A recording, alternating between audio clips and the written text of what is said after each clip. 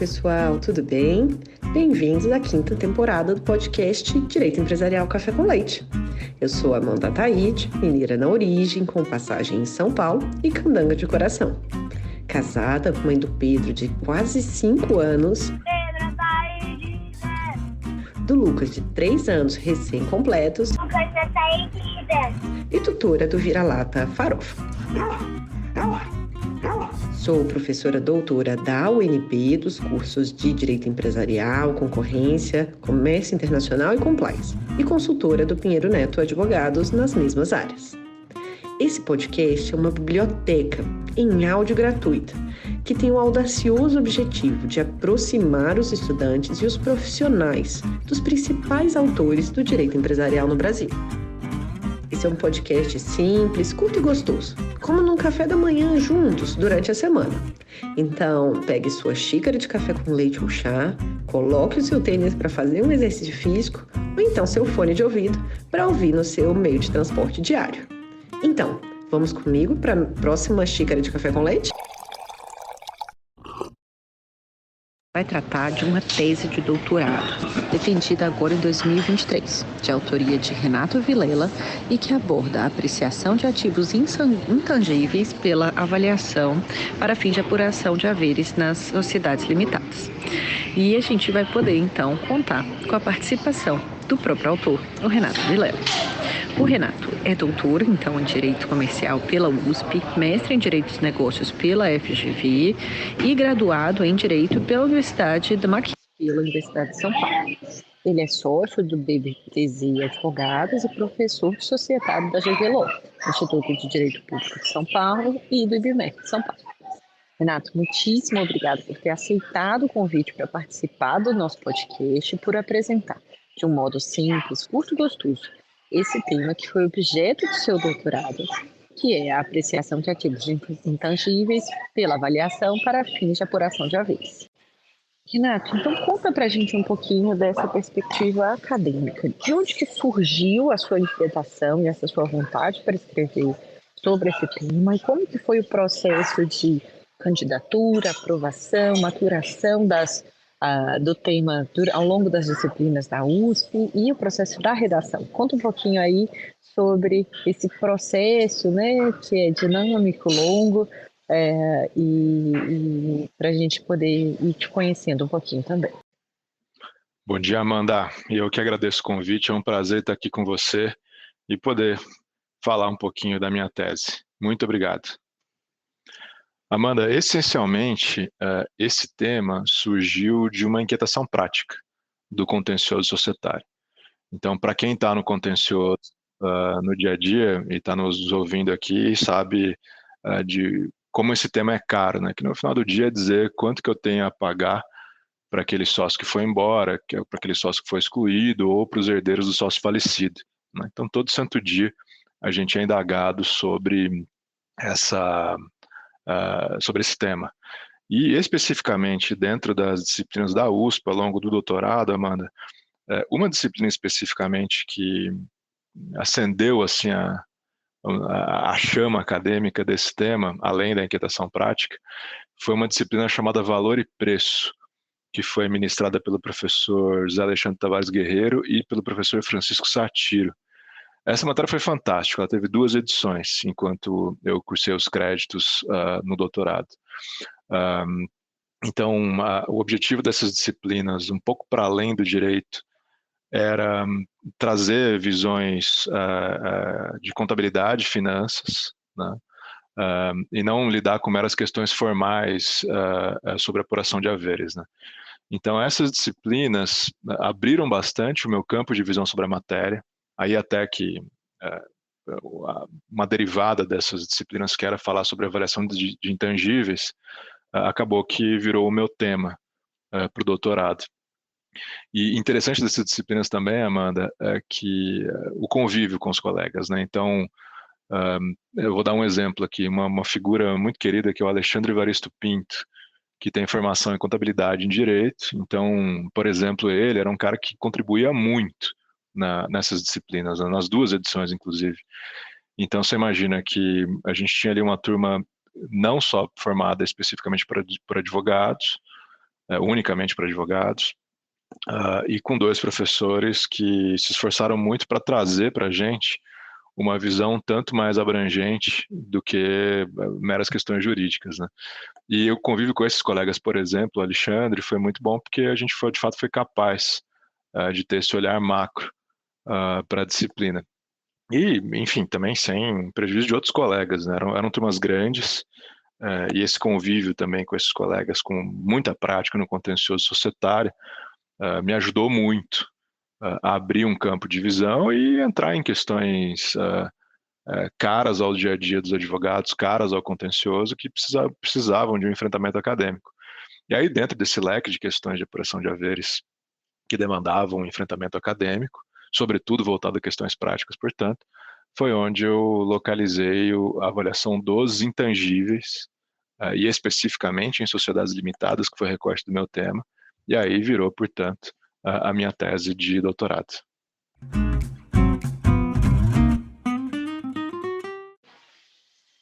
Renato, então começando a entrar no seu tema, você pode explicar para a gente, de um modo simples, o que é apuração de haveres, o que são os ativos intangíveis e qual que é a importância, né, desses 2 elementos, desses 2 conceitos, num processo de solução parcial da sociedade limitada?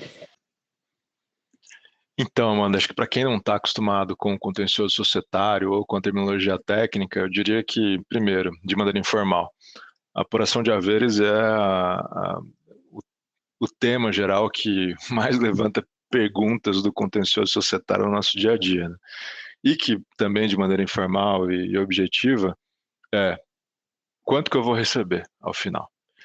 Então, aí, Amanda, tecnicamente, no âmbito da dissolução parcial, primeiro, com relação à dissolução parcial, né? Estamos, então, tratando da situação de um ou vários sócios que, por alguma razão da vida, deixou a sociedade, seja porque ele foi excluído, seja porque ele voluntariamente pediu para sair, ou seja porque ele faleceu e agora a sociedade precisa resolver os haveres do sócio falecido em relação aos herdeiros.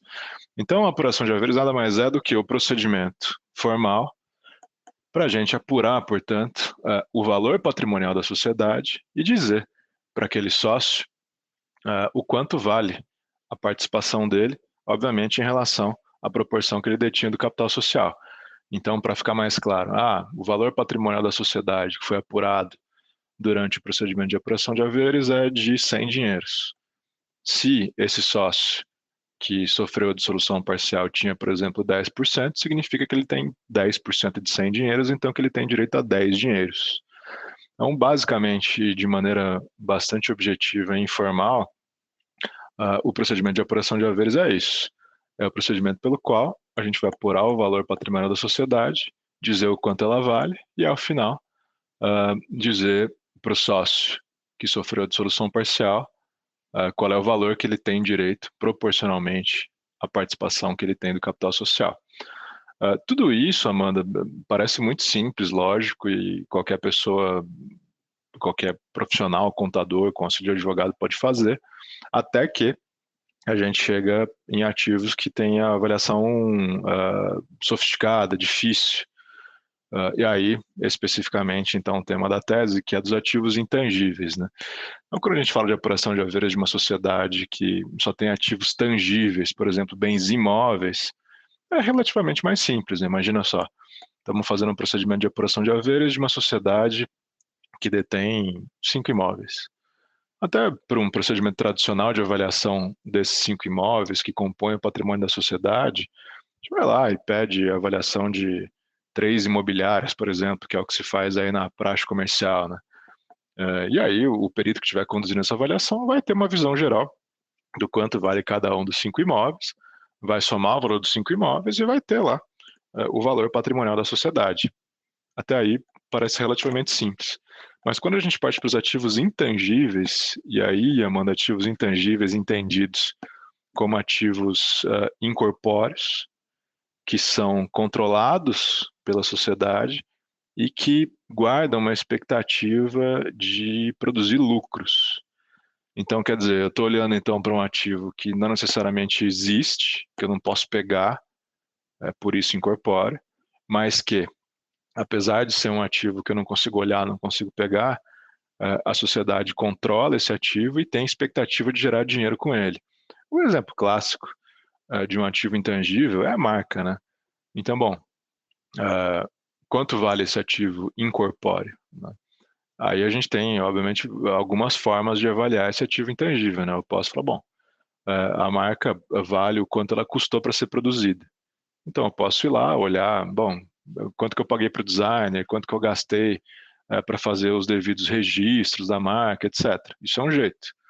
Um outro jeito é falar, não, pouco me interessa o quanto que eu gastei. Isso é irrelevante. O que é relevante para mim é o quanto eu posso ganhar com essa marca. E aí, a gente pode migrar para uma avaliação, por exemplo, da tal do fluxo de caixa descontado, né? Eu quero virar para o avaliador e falar, seu avaliador, veja aí para mim o quanto essa marca produz de dinheiro no tempo, o quanto ela pode entregar para mim de recurso financeiro ao longo dos anos. Então, eu parto para um outro tipo de avaliação, né? E marca especificamente, Amanda, ela tem lá pronunciamentos contábeis que vão guiar mais ou menos a gente como avaliar ela. Então, ela é até um pouco menos complicada. Mas você pega outros ativos incorpóreos, eu vou dar o exemplo de carteira de clientes.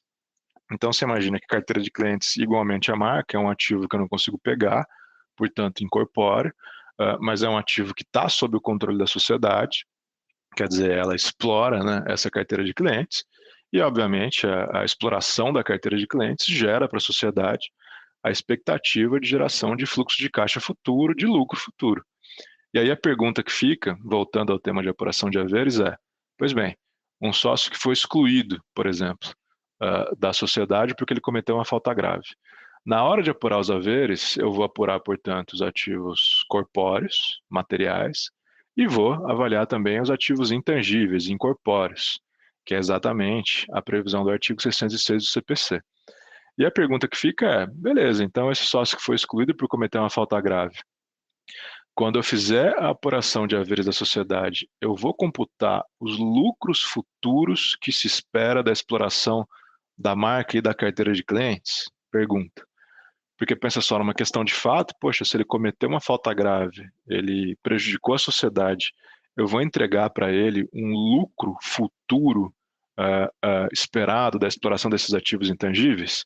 Essa é uma grande pergunta que a gente tenta explorar nessa tese. Então, tentando fazer um resumo objetivo aqui, Amanda, o que é essa apuração de haveres, portanto? Vamos juntar tudo que a sociedade tem sob o controle dela, tudo aquilo que compõe o patrimônio dela, e vamos ter que avaliar os ativos tangíveis e intangíveis, portanto, corpóreos e incorpóreos, para chegar no valor patrimonial da sociedade e dizer o quanto o sócio tem a receber. E aí a dúvida específica e que a tese enfrenta, como é que eu vou avaliar esses ativos intangíveis? Eu vou premiar esse sócio que foi excluído, por exemplo, entregando lucros futuros, ou vou ter que trabalhar com outro tipo de avaliação, na qual eu, sim, avalio os ativos intangíveis, mas sem premiar esse sócio, por exemplo, que foi excluído. Esse, especificamente, é o grande problema enfrentado na tese.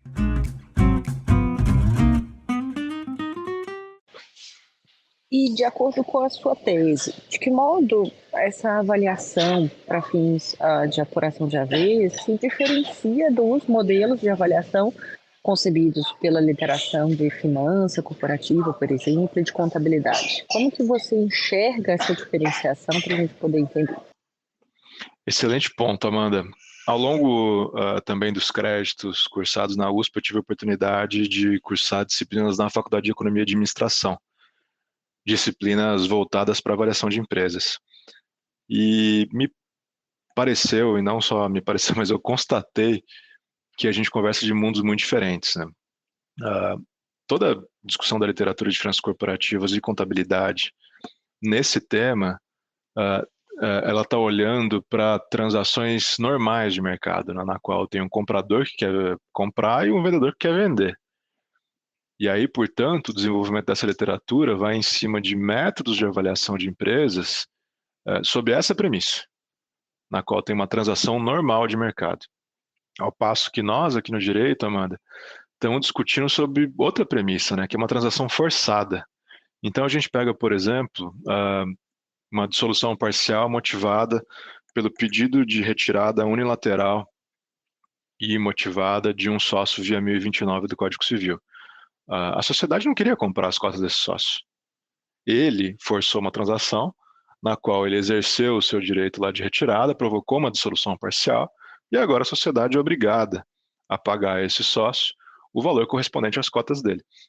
Então, Amanda, quando a gente conversa com essa literatura de finanças corporativas e contabilidade, a premissa é diferente.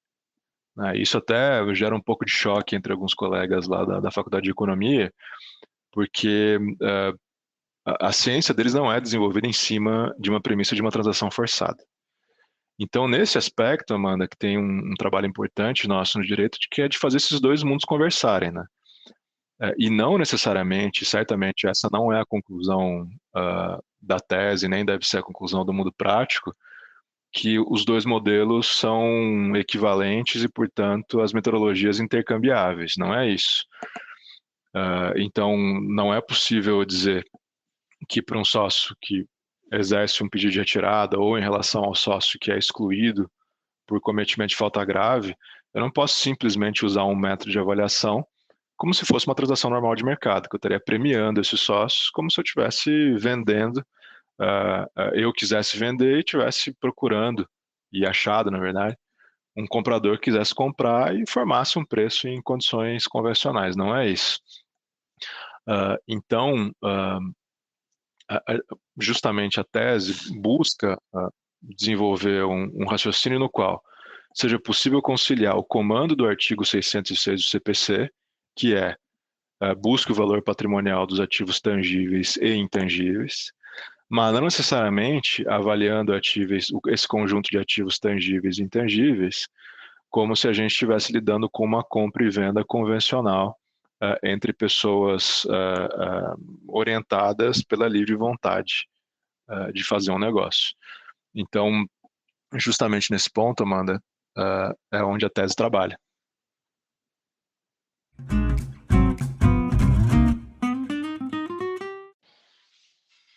E agora, caminhando para a gente entender o coração da sua tese, qual que é a interpretação jurídica atual?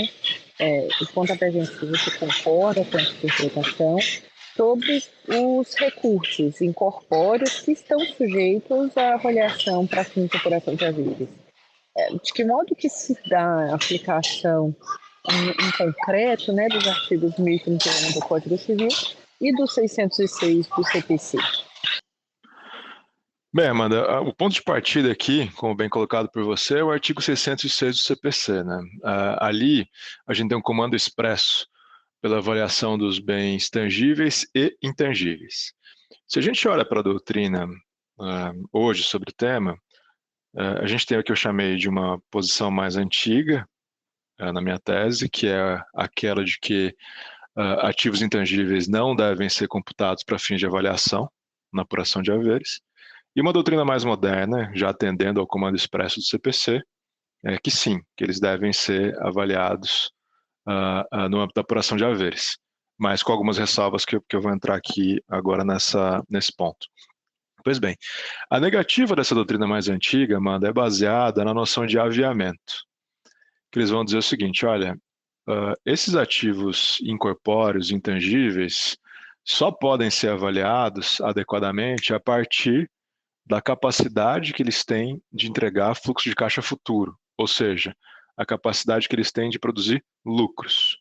E aí, portanto, essa parcela, novamente aqui que eu batizei de mais antiga da doutrina, vai dizer, eu não posso entregar parcela de lucro futuro para um sócio que se despediu da sociedade, seja por qualquer razão, por pedido de retirada no lateral, por falecimento, ou por exclusão, etc. Mas veja, a gente tem um comando expresso do artigo 606 do CPC pela avaliação dos ativos intangíveis e que é dirigido a todas as hipóteses de dissolução parcial. Não há nenhuma ressalva com relação à causa que deu cabo à dissolução. Então, a gente tem, portanto, pela conjugação do artigo 1031 e 606 do CPC, uma regra geral aplicável a avaliação de ativos tangíveis e intangíveis no âmbito da apuração de haveres, e que essa regra aplicável, ela é universal para todos os tipos, para todas as causas de dissolução parcial.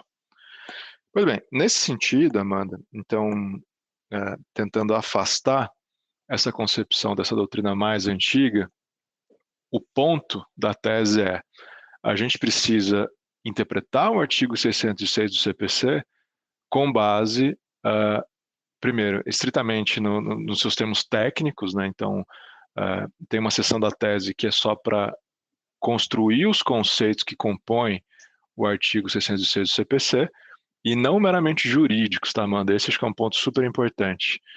O que é contabilidade, especificamente, os pronunciamentos contábeis que são oriundos dos IFRS, que são traduzidos aqui para o português e para a nossa contabilidade, o que esses pronunciamentos contábeis têm a dizer sobre a terminologia técnica utilizada pelo CPC. E aí, Amanda, especificamente, a gente tem ali um comando expresso do 606 pelo preço de saída. Quer dizer, tanto os ativos tangíveis quanto os intangíveis devem ser avaliados a preço de saída. E aí, o que é esse preço de saída? Por que ele é tão importante para a interpretação proposta na tese? O preço de saída, enquanto um conceito contábil, nada mais é do que o preço de mercado encontrado pelo ativo sob avaliação.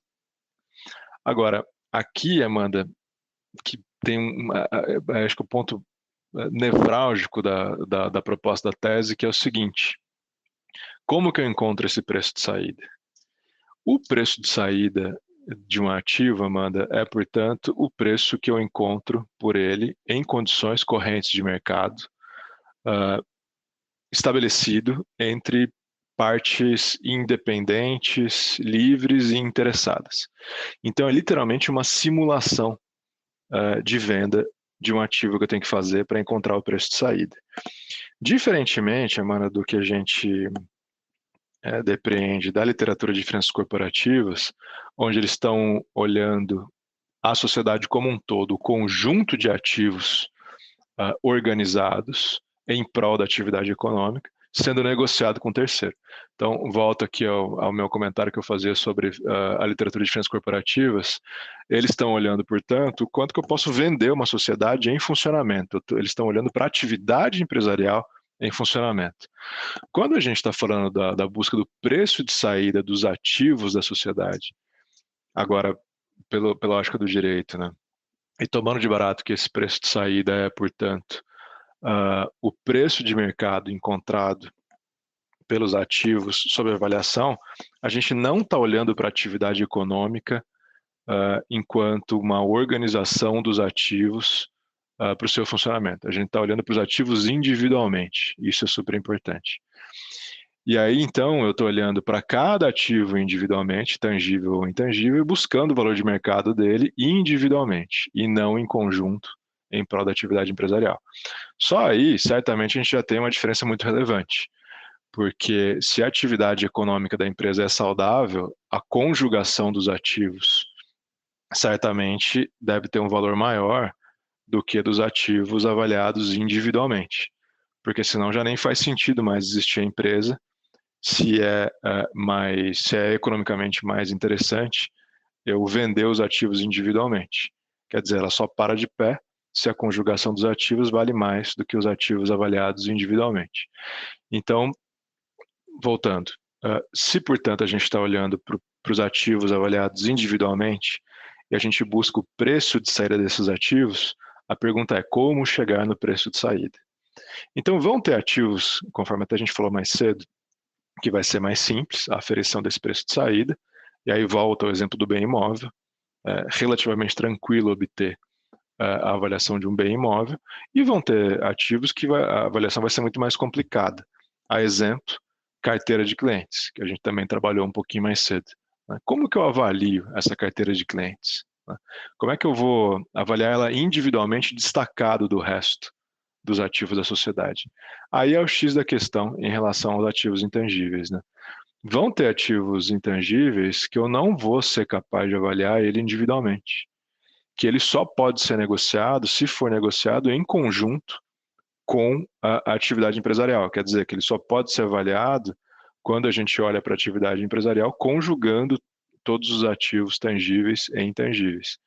Então, vamos fincar o pé aqui no exemplo da carteira de clientes. Eu posso muito bem dizer que, olha, eu só posso negociar a carteira de clientes de determinada sociedade se eu vender ela inteira. Quer dizer, se eu transferir 100% da participação dela para um terceiro comprador, aí esse cara que comprar essa sociedade, ele vai desfrutar da carteira de clientes. Eu vou dar um exemplo corriqueiro aqui, um supermercado, por exemplo. Eu só vou conseguir, então, comprar essa carteira de clientes se eu comprar esse supermercado.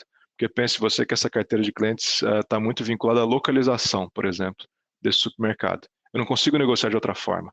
Eu só consigo ter acesso, portanto, à carteira de clientes se eu adquirir a sociedade como um todo.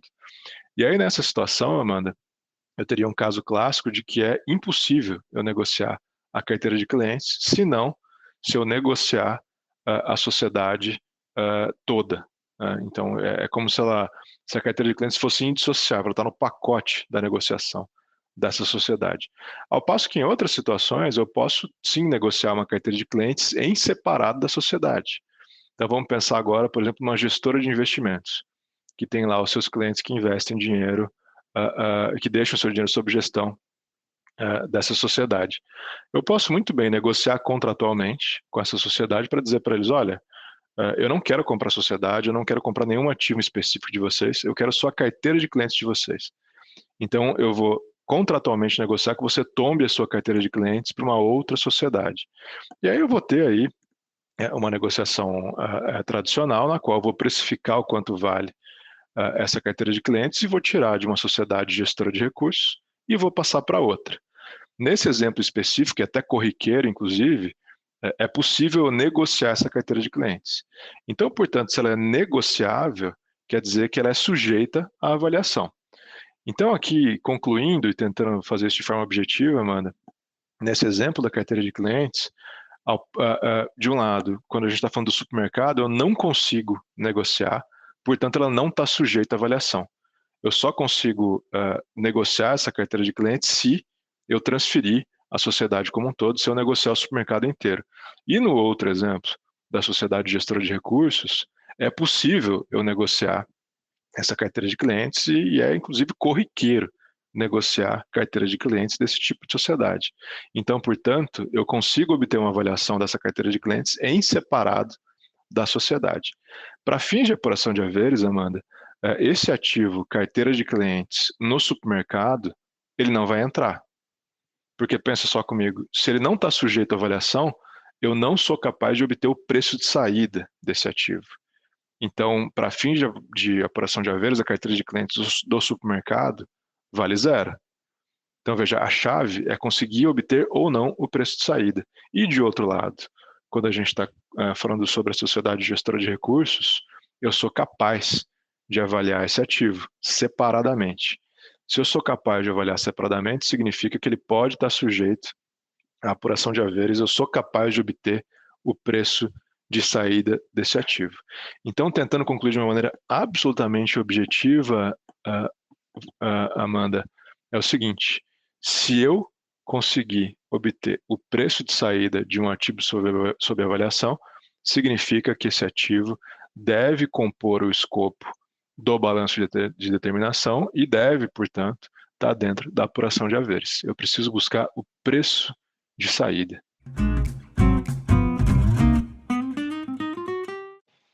E agora conta pra gente um pouquinho da sua conclusão. Qual que é, então, a tese a sua tese, qual é a grande contribuição que a sua pesquisa trouxe aqui para a doutrina jurídica no Brasil? Explica para a gente, vamos dizer, a conclusão aí desses anos de pesquisa, por favor.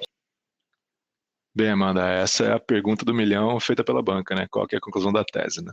E certamente a conclusão da tese, Amanda, é com relação à obrigatoriedade da avaliação de ativos intangíveis no bojo da apuração de haveres. Então, esses ativos intangíveis, conforme o comando do artigo 606 do CPC, eles devem compor o balanço de determinação, porém, a avaliação desses ativos precisa levar em conta a premissa de que não se trata de uma transação normal de mercado, na qual esse ativo vai ser simplesmente avaliado a fluxo de caixa descontado, segundo uma metodologia de uma transação normal de mercado, conforme o tradicional desenvolvimento da literatura de finanças corporativas. Parte-se do pressuposto que a gente está diante de uma transação forçada e que essa transação forçada vai provocar uma simulação de dissolução total, e diante dessa simulação de dissolução total, a gente deve atender ao comando do artigo 606 do CPC e, para cada ativo individualmente avaliado e não em conjunto, isso é importante destacar, a gente vai buscar esse preço de saída que deve ser obtido quando o ativo for sujeito à negociação. Então, quando o ativo individualmente não estiver sujeito à negociação, eu não posso obter o preço de saída. E se eu não posso, portanto, obter o preço de saída, significa que, para fins de apuração de haveres, esse ativo vale zero. Essa certamente, Amanda, para o mundo prático, me parece que é a principal contribuição que a tese trouxe. E agora, caminhando para o final do nosso podcast, uma pergunta que a gente vai manter aqui na quinta temporada é: qual que foi o não mais importante da sua trajetória, que você considera que foi um elemento definidor de quem você é hoje, enquanto profissional, para que a gente traga aí um pouco dessa noção de humanidade para os nossos ouvintes também? Amanda, para os advogados de contencioso, é um não quase sempre, né? A gente tem uma montanha-russa muito grande nos nossos casos, né? E a minha saída, inclusive a saída nossa aqui do escritório, é sempre o primeiro momento da técnica, né?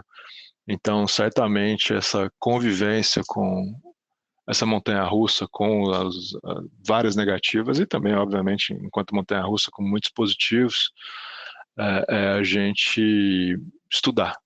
Então, a gente se aprimora mais, a gente quer brigar melhor, a gente quer escrever melhor, a gente quer conhecer mais. Certamente, esse dia a dia é o grande motivador dos meus estudos.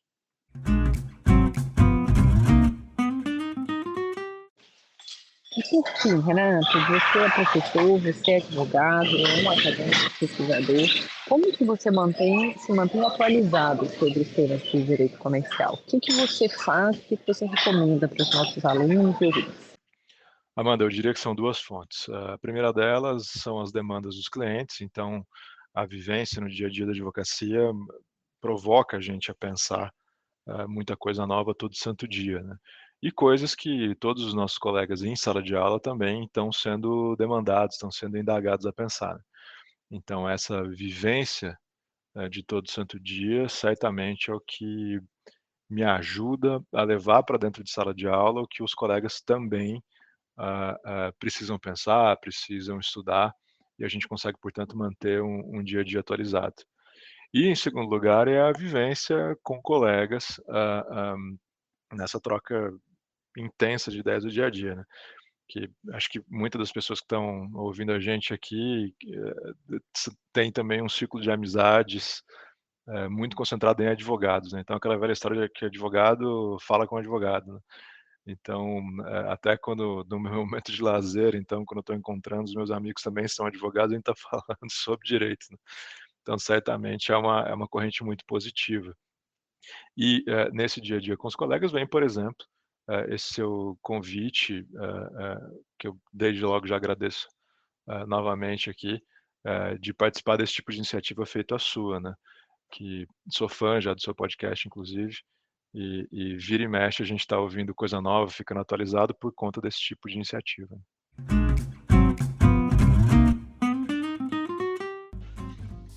Renato, muitíssimo obrigado pelo seu tempo, pela sua disponibilidade para tomar esse café com leite junto com a gente.